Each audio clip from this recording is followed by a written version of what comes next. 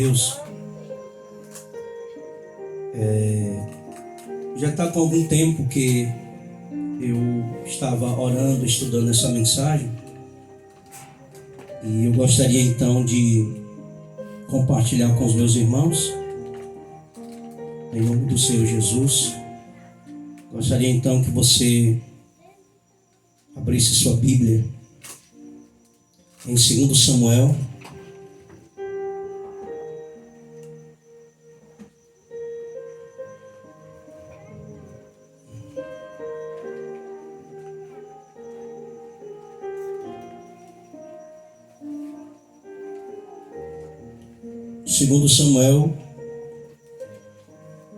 capítulo de número 11.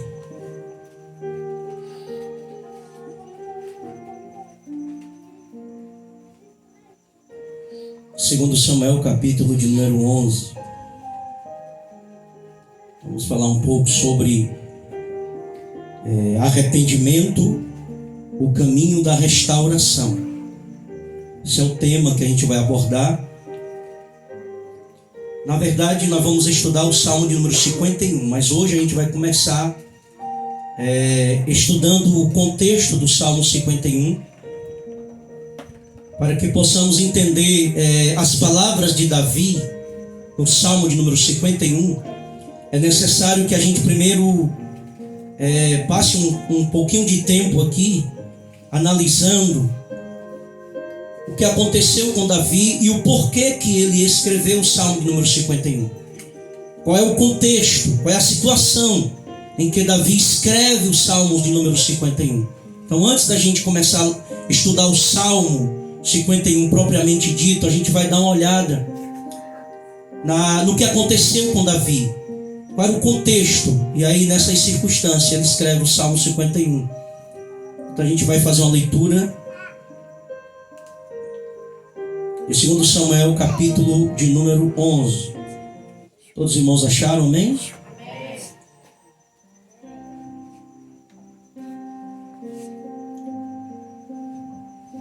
Diz assim a palavra de Deus: Decorrido um ano, no tempo em que os reis costumavam sair para a guerra, enviou Davi a Joabe e seus servos com ele, e a todo o Israel, que destruíram os filhos de Amon e sitiaram Rabá.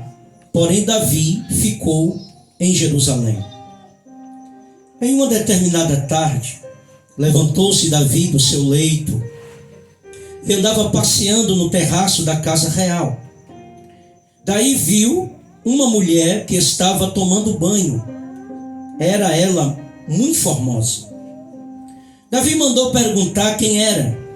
Disseram-lhe: é Betseba, filha de Eliã e mulher de Urias, o Heteu.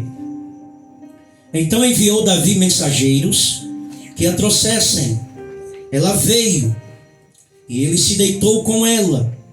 Tendo-se ela purificado da sua imundícia, voltou para sua casa. A mulher concebeu e mandou dizer a Davi: estou grávida. Agora vamos ler aqui o capítulo 12, versículo 1. Vamos passar um pouquinho aqui a história adiante. Capítulo 12, versículo 1.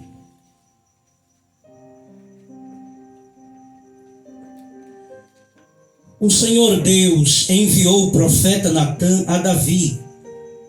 Chegando o profeta Natã a Davi, disse-lhe: havia numa cidade 2 homens, um rico e outro pobre. Tinha o rico ovelhas e gado em grande número, mas o pobre não tinha coisa nenhuma, senão uma cordeirinha que comprara e criara, e que em sua casa crescera junto com seus filhos. Comia do seu bocado e do seu copo bebia.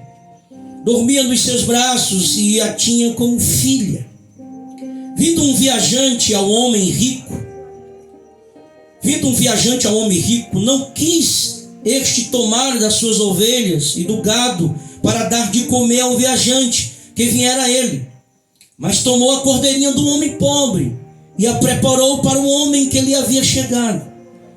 Então o furor de Davi se acendeu sobremaneira contra aquele homem e disse a Natã: tão certo como vive o Senhor, o homem que fez isso deve ser morto, e pela cordeirinha restituirá 4 vezes, porque fez tal coisa e porque não se compadeceu.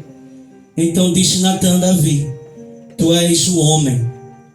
Assim diz o Senhor Deus de Israel: eu te ungi rei sobre Israel, e eu te livrei das mãos de Saul. Deita-te à casa do teu Senhor, e as mulheres que o teu Senhor em teus braços, e também te dei a casa de Israel e de Judá. E se isto fora pouco, eu teria acrescentado tais e tais coisas. Porque, pois, desprezaste a palavra do Senhor, fazendo o que era mal perante ele, a Urias o heteu feriste a espada, e a sua mulher tomaste por mulher, depois de o matar com a espada dos filhos de Amon. Agora, pois, não se apartará a espada jamais da tua casa, porquanto me desprezaste e tomaste a mulher de Urias o heteu para ser tua mulher. Assim diz o Senhor: eis que da tua própria casa suscitarei o mal sobre ti, e tomarei tuas mulheres à tua própria vista, e as darei ao teu próximo, o qual se deitará com elas em plena luz deste sol, porque tu o fizeste em oculto, mas eu isto perante todo Israel e perante o sol. Então disse Davi a Natã: pequei contra o Senhor. Disse Natã a Davi: também o Senhor te perdoou o teu pecado, não morrerás. Mas posto que com isto deste motivo a que blasfemassem os inimigos do Senhor, também o filho que te nasceu morrerá. Então Natã foi para a sua casa. Amém? Pode tomar o seu assento, igreja.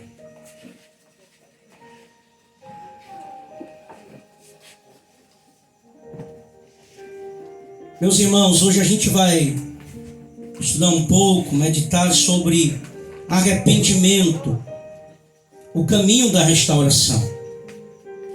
Para a gente entender os salmos de Davi, e especialmente 2 salmos que Davi escreve, para relatar esse episódio da sua queda, que é o salmo de número 32 e o salmo de número 51, para a gente entender a poesia, as palavras de Davi em forma de cântico, é necessário que a gente analise esse pano de fundo aqui, dos capítulo 11 e dos capítulo 12 de 2 Samuel. Por quê? Porque esses capítulos traz o relato do adultério de Davi, as suas ações e também as suas consequências. A história de Davi é uma das histórias mais fascinantes da Bíblia. Eu particularmente gosto muito da história de Davi, não devido à sua queda, evidentemente, mas a sua queda traz lições para que nós venhamos a ter cuidado com a nossa vida cristã e não cometermos o mesmo erro que Davi cometeu. Mas eu gosto da história de Davi porque Davi era uma prova real de que Deus usa pessoas insignificantes, pessoas pequenas, para confundir pessoas grandes.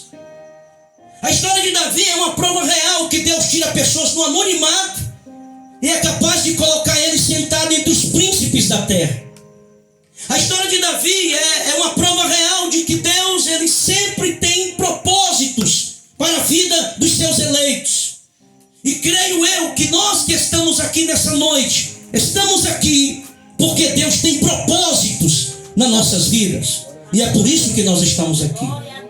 Então Davi era aquele jovenzinho que conhecemos bem a história, que quando o profeta Samuel foi na casa do seu pai Jessé, segundo o contexto, me parece que até o pai de Davi não dava tanto crédito a ele. Por quê? Porque depois que Samuel passou todos os filhos de Jessé, Joabe, Eliabe, aqueles grandes homens ali, que faziam parte do exército de Saul, Quando o profeta Samuel passa a todos, e aí é necessário que o profeta pergunte a Samuel, é necessário que Samuel pergunte a Jessé, melhor dizendo, se tem mais algum filho que está faltando. E aí é que ele lembra de Davi. Davi era um tanto esquecido, colocado de lado. E aí Jessé diz, tem um filho, tem ainda um dos meus filhos, o mais novo, o mais jovem. Ele está pastoreando as ovelhas, está no campo. Samuel diz, então, manda chamá-lo, porque a gente só vai sentar para fazer a refeição depois que esse teu último filho chegar aqui. E aí Jessé manda imediatamente chamar Davi. Davi chega. Quando Davi pisa o pé na porta lá da casa de Jessé, do seu pai, imediatamente o Espírito de Deus, a voz de Deus brada no coração do profeta, e Deus diz no coração do profeta, eis aí diante de ti o meu ungido e o meu escolhido. E ali Davi tem a sua primeira unção diante dos seus irmãos. Samuel se levanta, unge ele. Seus irmãos ficam um pouco sem entender, mas com Deus é assim, irmãos. Deus é Deus de paradoxo. O que significa isso? Deus usa quem não é para confundir quem é. Deus usa quem não tem para confundir quem tem. Deus usa o menor para confundir o maior, porque Deus é Deus de paradoxo. E Deus sempre trabalha assim. E Davi então foi ungido rei, a história conta, né? E aí depois ele vai lá para a guerra, a pedido do seu pai, para levar um queijo, um leite para os soldados ali. Quando Davi chega no campo de batalha, percebe que tem um gigante de quase 3 metros, né? Que é o Golias, desafiando o exército de Israel. E aqueles cabas machos lá, tudo frouxo, tremendo, diante da voz, né? Do gigante. O gigante, durante 40 dias, ele desafiava, tem algum homem aí no meio de vocês que é capaz de vir aqui brigar comigo? Todas as vezes que o exército se formava para guerrear, que o Golias chegava, todo mundo desfazia, todo mundo voltava e todo mundo ficava com medo. E nessa ocasião Davi vai lá e Davi escuta o que o gigante está dizendo, porque o gigante está desafiando a Deus. O gigante está dizendo, cadê o Deus de vocês aí? Não tem ninguém, cadê o Deus de vocês que não levanta ninguém aí para lutar comigo, para me derrotar? Quando Davi escuta aquilo, irmão, Davi, ele tinha um zelo, ele tinha um temor, ele tinha um amor, ele tinha uma fidelidade, ele tinha algo tão profundo com Deus, que ele não aceitava e não aceitou que ninguém afrontasse o Deus que ele servia. E ali mesmo pequeno, jovem, sem nenhuma arma, sem nenhuma espada, sem nenhuma habilidade de guerra, mas já tinha tido a habilidade de derrotar gigantes. Porque lá no campo, quando ele pastoreava as ovelhas do seu pai, se levantou ursos, se levantou leões, e Davi chegava lá, matava e os rasgava. Então ele só tinha experiência de lutar com gigantes animais, e agora tem um gigante humano, um outro animal, desafiando agora o Deus de Israel. E Davi então chega diante de Saul e diz, ei, se não tem ninguém para ir, eu vou. Quem é esse homem? Quem é esse incircunciso que desafia o Deus de Israel? Quem é ele? Eu não vou aceitar. Eu vou, rei. Esse aqui, rei. Eu luto contra esse gigante. Saul dá uma olhadinha assim e diz, menino, não se mete nesse negócio não, porque esse negócio não é para tu não. Esse gigante aí, ele é guerreiro desde novinho. Ele luta desde novinho. Ele tem, tu não viu o tamanho dele não, menino? O Davi disse, eu vi. Tu não viu as armaduras? Também vi. E tu ainda quer ir? Quero. Porque Deus vai comigo. Porque eu vou lutar contra ele é na força e no poder do Deus de Israel. Então eu vou, rei. Tem certeza? Pois tá bom. Se você quer ir, então vamos lá. Ou naquele tempo tem que assinar um documento, né? Porque de menor, né? De menor. Tem que assinar, mas não tinha documento não. O rei disse que aí, então vamos. Então deixa eu botar aqui a minha armadura aqui em tu, para tu poder ir lá. Porque tem que entrar com a armadura. Aí tentaram colocar a armadura no Davi, só que Saul era grandão, né? Fortão. Davi ficou todo sem poder nem andar. Só o capacete pegou a cabeça dele todinha, ele não conseguia nem enxergar nada. Davi disse, não, pode tirar esse negócio daqui, eu não consigo lutar com isso aqui não. Isso aqui não pertence a mim, não. Eu não vou com armas carnais e nem vou usar a armadura de ninguém. Eu vou aqui naquilo que eu estou acostumado a lutar. Eu vou usar as armas que eu tenho. Aí Saul olhou para ele: meu filho, se você não consegue usar essas armaduras, qual é a arma que você tem? Eu tenho aqui uma espécie de uma baladeira. Eu vou passar num rio, vou pegar 5 pedras e vou lutar com esse gigante. Saul disse: fala, meu Deus, esse menino está doido. Tá bom, meu filho, você quer ir? Quer servir de comida para os animais, para as aves, para os urubus? Então pode ir. E ali Davi vai, irmãos. Quando Davi entra na arena de guerra, o gigante olha para ele, o trata com depreciação, com desprezo. Por acaso eu sou algum gigante para vocês mandarem para mim isso aí? Aliás, algum cão para vocês me mandarem isso aí?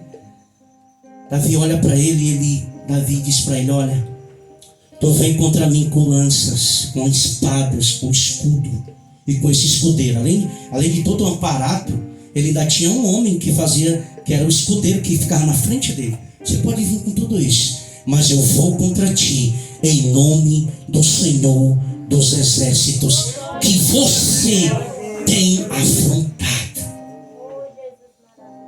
Então o gigante vai para cima dele, ele joga aqui a funda e a pedra, de maneira milagrosa, espetacular, encontra uma única brecha que existia no corpo de Golias, que era a sua testa. E ali o gigante cai. Davi pega a espada do gigante, se monta em cima dele. Ele tem o tamanho do animal, que não era. Se monta em cima dele, arranca a cabeça dele, levanta a cabeça dele, e todo Israel diz: só o Senhor é Deus. A partir dali, Davi passa a ficar conhecido no cenário de Israel. Até então ele era apenas um pastor de ovelha, agora ele fica conhecido, todo mundo conhece ele. O próprio Saul começa a admirar ele. As mulheres começam a admirar Davi.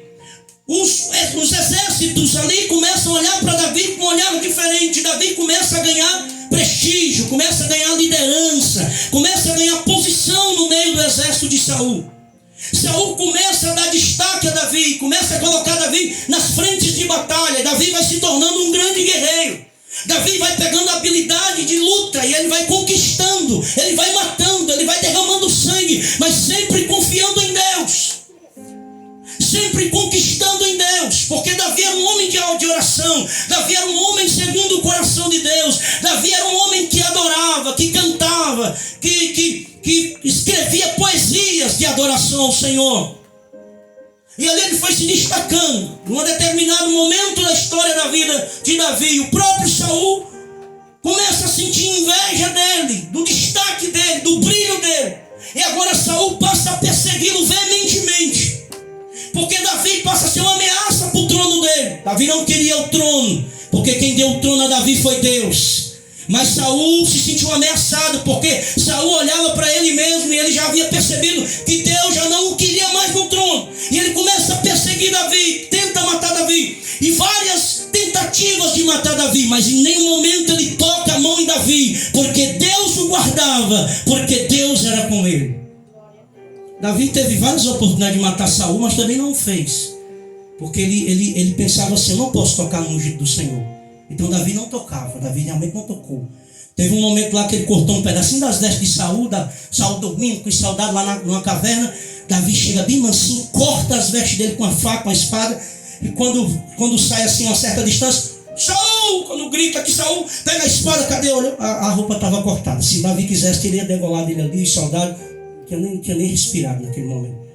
Mas Davi falava: eu não toco no ungido do Senhor, deixa ele com Deus. E aí Deus então muda o cenário. E agora Davi é ungido uma segunda vez. Agora dessa vez ele é rei. Saul sai de cena, Deus reprova Saul, e agora Davi é rei. Davi agora está reinando. E aí Davi está conquistando. E aí Davi está crescendo. E aí Davi tem riqueza. E aí não tem um inimigo que fique de pé diante de Davi. Davi começa a derrotar todos. Por quê? Porque o segredo de Davi não é a sua força. O segredo de Davi não é a sua habilidade em lutar. O segredo de Davi é Deus. Era Deus que dava vitória a Davi, era Deus que fazia Davi ter sucesso, era Deus que fazia Davi crescer, era Deus que dava vitórias a Davi, era Deus que dava força a Davi para ele conquistar, para ele liderar, para ele ter vitória e para ele se tornar o homem que foi. Era Deus. O segredo de Davi era Deus na vida dele, era a presença de Deus com ele, era a fidelidade, o temor, a santidade, a piedade, o compromisso que Davi tinha com Deus. Em uma aliança sincera, inquebrável, de intimidade, de comunhão com Deus. O segredo de Davi era esse. E ele foi conquistando. E aqui a gente chega em 2 Samuel 11. Quando a gente chega em 2 Samuel 11, Davi está na zona de conforto. Quando a gente chega em Samuel 11, Davi já tem conquistado quase tudo. Não tudo, mas quase tudo. Davi agora é um homem de influência. Davi agora é um homem riquíssimo. Davi agora é um rei considerado, respeitado, um general, um comandante temido pelos outros exércitos, porque Davi era um homem de vitórias. Só, meus irmãos, que Davi era um homem de vitórias nas guerras. Davi foi um homem de conquistar vitórias, de grandes exércitos. Mas Davi foi derrotado pela barra da saia. Davi derrotou grandes exércitos, mas não se conteve diante de uma mulher.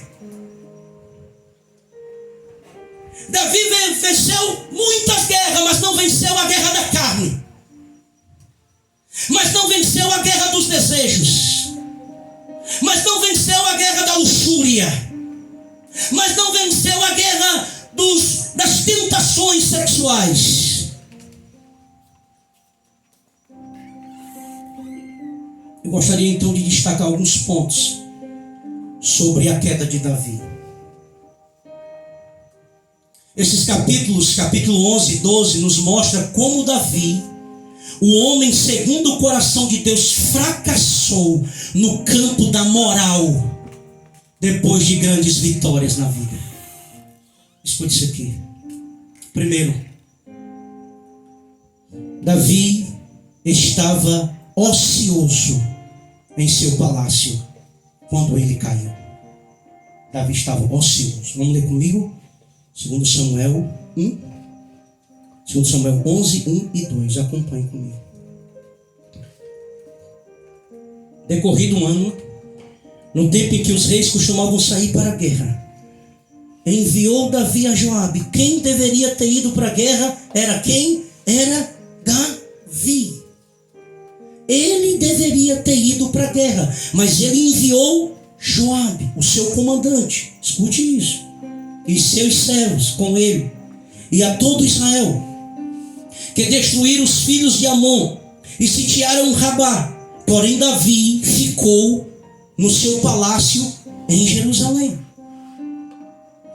Davi estava no seu palácio tranquilo, na zona de conforto. Davi era para ter ido à guerra, mas ele não foi para a guerra, porque ele deve ter imaginado: eu tenho o direito de ficar tranquilo aqui no meu palácio. Para que lutar outras guerras se eu já lutei tantas? Para que continuar guerreando se eu já derramei tanto sangue, se eu já conquistei tudo que eu poderia conquistar? Olha o palácio que eu construí, olha a riqueza que eu tenho, olha os comandantes, os soldados, olha as terras que eu conquistei. Para que lutar? Para que guerrear? Para que ir de novo para a guerra? Quer saber de uma coisa? Eu vou ficar tranquilo, vou ficar no meu palácio descansando, repousando. Vou mandar um homem de confiança, que é o comandante Joabe, e ele vai lutar por mim, vai lutar pelo exército. Deus vai dar vitória a ele, e amém. Eu estou aqui no meu palácio e eu estou tranquilo. E assim Davi o fez. Os soldados de Davi estavam em guerra, e ele ficou em casa, na ociosidade, passeando no terraço do palácio, sem compromisso, sem ocupação. Davi perdeu o discernimento de que a guerra não para. Quem foi que disse que a guerra para? Quem foi que disse que as batalhas param? Quem foi que disse? O perigo maior de uma queda é no sucesso, não é quando você está no vale. O perigo da queda é depois de uma vitória, porque depois de uma vitória, a gente está tão feliz, né? A gente está tão alegre. Quando a gente conquista as coisas, quando as coisas dão certo, a gente dá glória a Deus, a gente se alegra, a gente pula, a gente come, a gente abraça todo mundo, a gente está sorrindo até pro vento, alguém passa e diz, tá doido? Não é a alegria de conquistar, de vencer, de que Deus está dando vitória, está tudo dando certo. Mas é aí que mora o perigo. Por quê? Porque nós, seres humanos, temos a tendência de baixar a guarda depois que conquistamos grandes vitórias. O problema é que nós, seres humanos, muitas vezes nos afastamos dessa comunhão intensa com Deus no momento em que as coisas estão dando certo, porque a gente cai no engano de pensar assim, não, tá tudo bem, então eu posso aqui dar uma folgadazinha, rapaz, tanta luta, é tanta guerra, então eu vou relaxar um pouquinho, eu não vou para os cultos esses dias, eu não vou mais ler a minha Bíblia esses dias, eu não vou orar tanto quanto eu orava, porque está tudo dando certo, então eu não vou lutar tanto, eu também tenho o direito de dar uma relaxada, de dar uma descansada. Só, meus irmãos, que o diabo não tira férias. A gente pode até tirar, mas o diabo não.